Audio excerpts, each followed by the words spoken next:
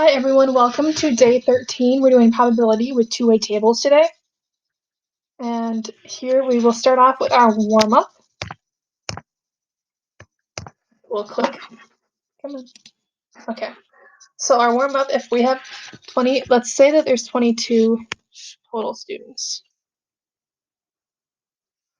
So if we have 20 students that are in math club, 10 in reading club, 8 in both. So we're gonna give our answer as a fraction, decimal, and percentage. So first off, let's go and fill in this Venn diagram here. Remember how we always start with the inside, then work our way out. So if we're starting off with this inside here, we're going to start out with that both. Whoops. Starting out with both. And number of students that are in both clubs are, it says 8 students are in both. So that's that intersection. So we have 8 students. We have math club and we have reading club. And then on. So let's say we have, remember this next step, it doesn't matter if you fill in the math club only first or the reading club only, as long as you do them both. So if we have 20 students in math club, we'll put 20, but we have to remember to account that 8 is part of that 20. So we'll have to subtract that 8. We'll be left with 12 students that are just in math club. Then we'll do the same for the reading club. If we know that there's how many students? 10 students that are in reading club. So 10 and subtract that 8 to get rid of the duplicates, or we don't want to overcount them. So we have 2. And now we'll try to fill in this area, the people who aren't in clubs. So let's see, 12 plus 8 plus 2, that is equivalent to 22. And if there's 22 people total, then we know every single the number of people who aren't in any club is 0, because all 22 students are in either math or reading club. So now we'll answer these questions. Probability of being in math club. Let's see, shall we? So math club, we have 20 students in math club, and there's 22 total. So, and that is equivalent, let's see, 20 divided by 22 is about close, if you round up, it's about 0.91 or 91%. Now complement the probability of people not in math club. So if we know that 91% of people are in math club, all we have to do is take that 100 and subtract that 91, and then you're left with 9. So 9% as a decimal is 0.09, as a fraction or as a percentage it's 9%.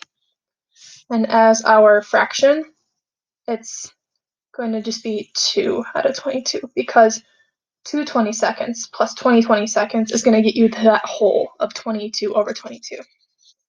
Now probability of being in reading club, again, it says 10 right here.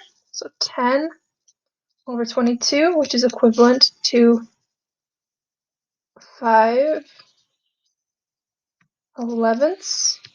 which is, what is 5/11? 5 divided by 11 is going to be 0.45, which is equivalent to roughly 45% if you move that decimal place over twice.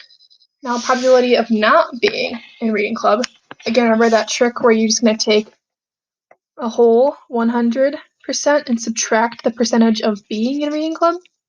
So 100 minus 45 is 55. So about 55% of people are not in reading club. Now we have probability of being in math, and this stands for or, math or reading club. So we have, if we take a 12 plus 8 plus 2, that is 22. That was the probability of being in math or in reading club, and that includes that both section. And we have our total being 22 up here. So we got 22 when we added all those three together out of 22, which is 1 or 100%.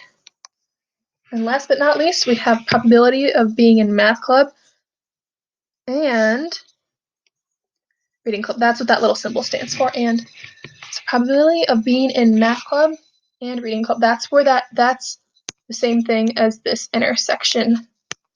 Try to get that to be red. There we go. The intersection where they overlap. So we have 8, 22, which is the same thing. If you reduce 4 elevenths, which is equivalent to 0.36, or close if you round down, which is the same thing as saying 36%. There we go. So now that is a warm-up, a little review of Venn diagrams. Now we're going to be going over two-way tables. Two-way table is the topic of today's lesson. So two-way table provides a way to investigate the connection between two categorical variables. So when I mean categorical variables, I mean we have here what gender, and then we have our other categorical variable, which is type of car. So those are two different categories that we're comparing. And then we have our totals columns, or we have our total column here, and our total row. So we have our columns, which are these that are going up and down here with the different types of cars, and our rows are the genders that we have here. Then once we have that, then we can see the reason how we got 60 here was when you added, that was the total number of males. So if we have male, we go across, we have 21 males that have an SUV, and then 39 males who have a sports car. And that 21 plus that 39 gets you to that total number of males. And same with this arrow here, total number of sports cars. 39 males have sports cars, and 45 females have sports cars. So the total number of sports cars here is 84. So that's where these arrows are coming in. And so we'll be doing a lot more with that. That's just a little how we got those numbers. And this 240 here, that just stands for that's the total number of people in a sense, or sports cars, the total number within that category, those categories. And we're going to get a little practice here with filling these in. Remember how I said that we would get this total here when we'd add these two numbers up in the row? So 3 plus 12 gets us to 15. And then we have 18 plus 6, total 24. Then we'll add the 3 plus 18 to get us this spot here, which is 21. And then to get us this one, 12 plus 6, which gets us to 18.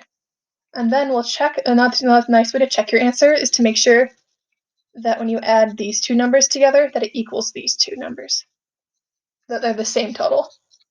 And once you add them both up, they both add up to 39, so we know that's right. So now we're going to check, we're going to do some more down here.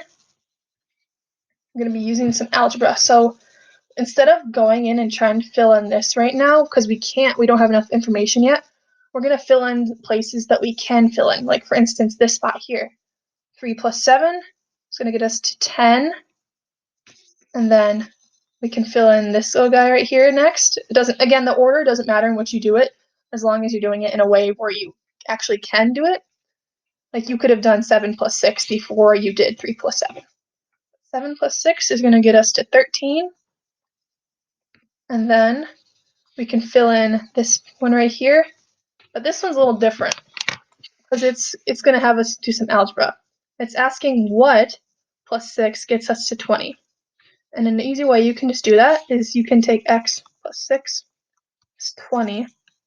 You can just take 20 and subtract 6 with the algebra there to get you to 14 here.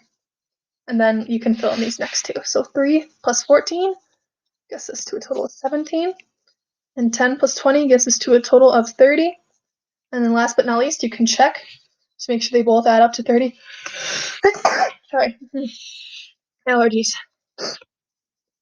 Now, in the table C here, if we add, now we are going to add again, it doesn't matter where you start as long as you fill them all in.